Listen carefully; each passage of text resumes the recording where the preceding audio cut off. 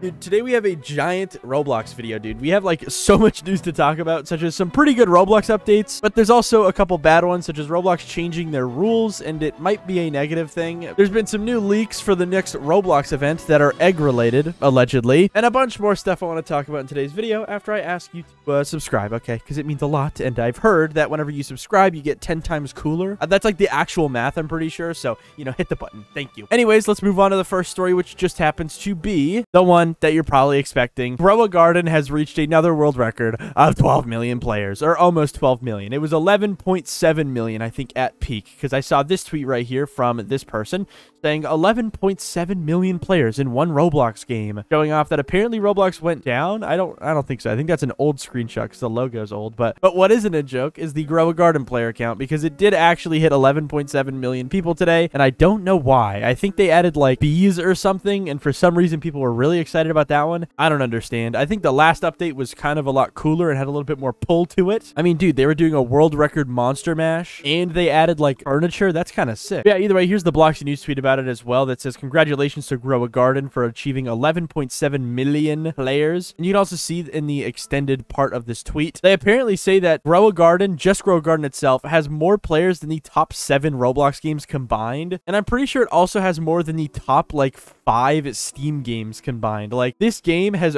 too many players, bro. And that's why I'm done talking about it, because I'm so angry. And I'm just kidding. But yeah, super cool. And we can now move on to the next story, which just happens to be another Roblox game getting sued, I guess. Or not sued, but like threatened to be sued. Because in my last video, I think, maybe it was my last video. Guys, time is blending together. I'm getting old. I talked about how there was this game called ERLC that got a bunch of cars removed because Ford sent them a cease and desist to remove all their Ford-themed vehicles, or their Ford vehicles, I guess. In which they did. I think like 20-something cars got removed from the game, and all the players that had those cars got refunded, so it wasn't really that big of a deal. Those players got their money back, and it wasn't a big deal. But it seems like more games are getting hit by more car companies because I saw this. Car removal notice. These vehicles below have been removed from Drive World. All vehicles have been compensated at 125% value, which is pretty sick. So they didn't just get a full refund, they got a little bit more too. That's pretty sick. With a screenshot showing off 2 cars that got removed. But if I search up Drive World on Twitter, you can see a couple other people talking about this same issue, saying, such as this person saying, Drive World, why did you remove my Mustangs, my Focus RS, and other Fords from the game? Those are my favorite cars. Why? Sad face. Yeah, it seems like this is a pretty relatively new thing. It's affecting every single player in this game that has a Ford vehicle.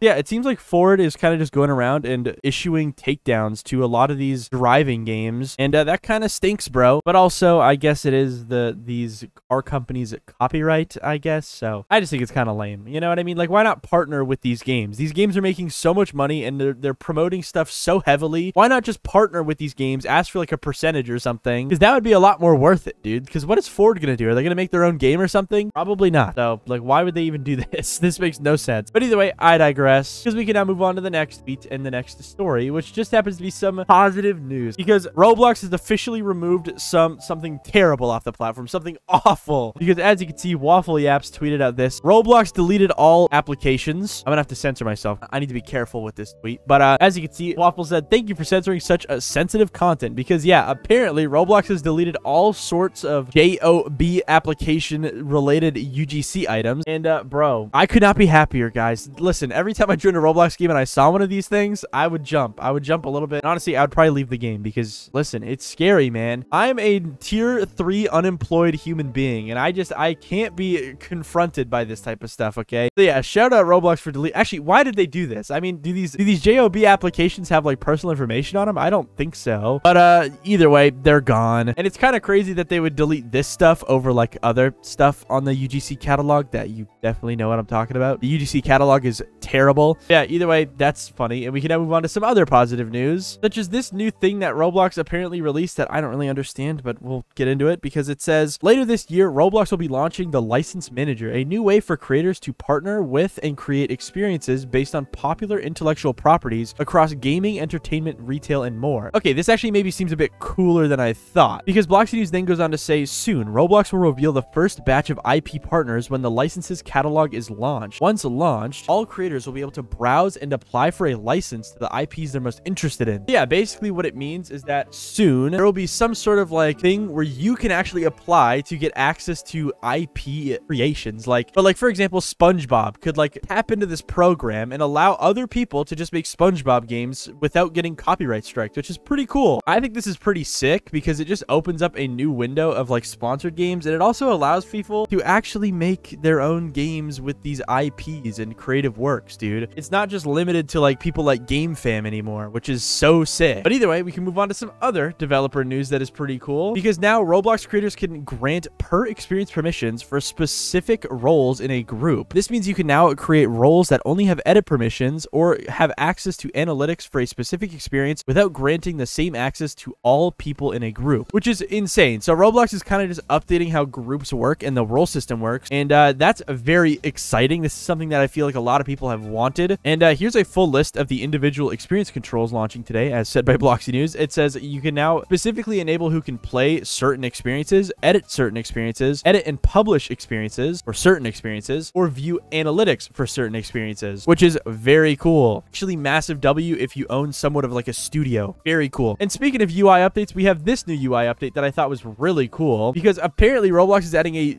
feature inside of Roblox to allow you to teleport to certain experiences or places within games that I never knew about. So maybe this is old, but I've never seen this. So I saw this tweet that says, I'm not sure if this is rolled out to everyone or if it's old, but when you teleport from one game to another, you can then go to the Roblox menu and there's a teleport back button with a video showing him teleporting to a place and then opening the Roblox menu, where he has this weird button in the top left that you can't read because it's too blurry in the video, but it says teleport back to the previous place. And when he clicks it, it teleports him back, which is so cool. I actually really like this, and I'm excited to see the use cases for this, but I also do hope it's disableable by developers, because I feel like this could totally break a lot of games. But yeah, either way, pretty cool update, and we can now move on to the next cool update, which just happens to be the Roblox event being leaked, because apparently there was eggs that were uploaded to an admin profile. As you can see here, it says egg hunt ?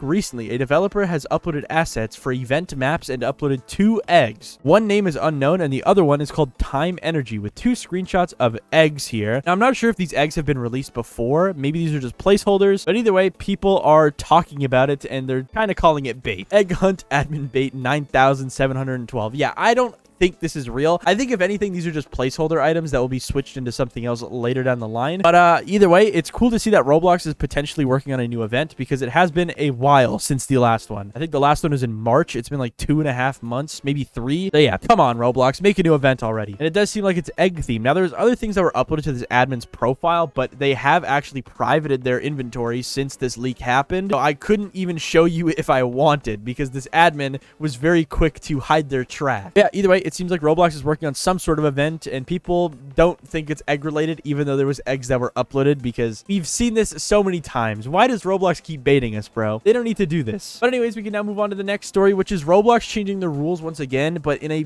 pretty weird way. As you can see, May 6th, Bloxy News tweeted this out. So this is pretty old, but then there was a new update yesterday, because they said effective June 4th, 2025, Roblox will be updating their terms of use and privacy policy. You can view the high-level summary of these changes below. The date these changes to the terms of use and privacy policy will go into effect has been moved to June. This does not feel like I'm reading it right, but either way, the reason I'm talking about it again is because if we actually go and look at these updates, you'll find new things here that weren't here before, such as this one. They said we've added that Roblox right to use a creator's UGC includes using such Roblox's marketing and advertising on social media, which I don't think was there before when I checked earlier this month. They also added some other stuff like this one. We added language describing changes to our creator incentive program. I don't think that was there before, but there's one major rule that I want to talk about here, because it says this: we expanded the prohibition of certain on-platform uses of the name Roblox and Blox and any similar name to Roblox to include usernames, display names, and community names. If you guys don't know what they mean here, basically Roblox has had this rule for many years now where you actually weren't able to use Roblox or Blox in your name or game names. Well, actually, I think it was only for game names, I'm pretty pretty sure. Maybe usernames were also included, but the main thing was that you weren't able to make your games have the name Blox or Roblox in it. And back when this initially happened, people were freaking out because they thought things like Bloxburg were going to get like struck down and whatnot, but that didn't actually happen because Roblox is only putting this into effect on games that were released after this rule was put in place. But now it seems like this rule is expanding to include stuff like usernames, display names, and community names. So you're no longer allowed to put the word Roblox or Blox or any name similar to Roblox in your Roblox username, display name, or community names, which is actually insane. Because, like, why?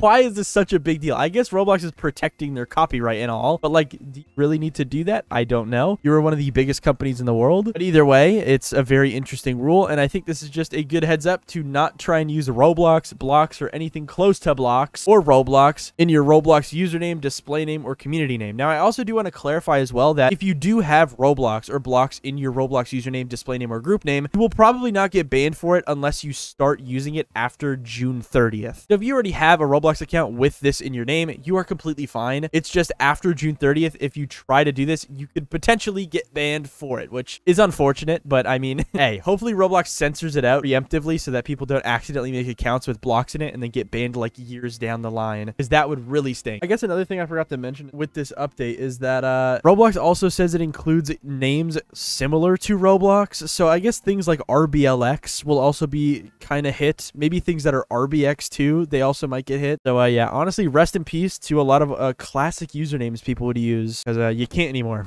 You can't. Yeah, either way, pretty interesting new rules that Roblox added, and we can now move on to the last story, which is Roblox moving to a different state. Roblox will be legally moving tomorrow on paper from Delaware to the state of Nevada. In practice, this change does not affect us as players. It is just a trend of companies leaving Delaware to have more autonomy and pay less taxes, which is epic.